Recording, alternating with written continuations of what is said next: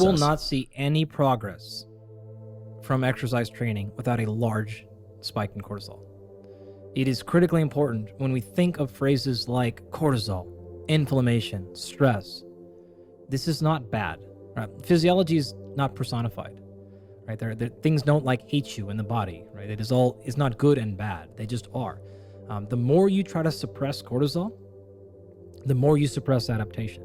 What you want is exactly what you mentioned: large spikes met with large, quick recovery. And you want to do that throughout the day and get that hormetic stressor.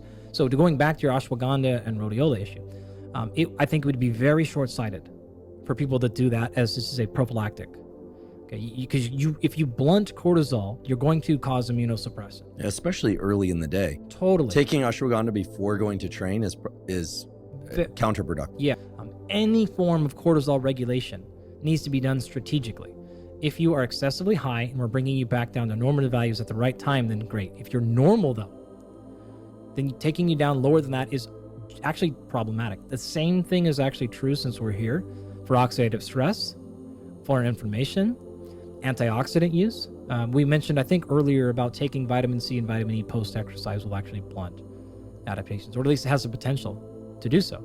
Same thing, right? If you're modulating this response just because, and you have not done so because of actually biological testing that indicated you needed to do such, then you actually may be making things worse. And so we see this constantly with people who take a number of supplements and substances for sleep, and then they wake up the next morning groggy. If you don't need that, you shouldn't do it, right? If you don't need to lower cortisol, you shouldn't walk around doing it. You're just going to suppress the state even far. And this is what's needed. This is needed for anabolic responses. So you're not going to grow muscle if cortisol is not spiked. It's going to compromise it, rather. So you want to be intentional with these practices.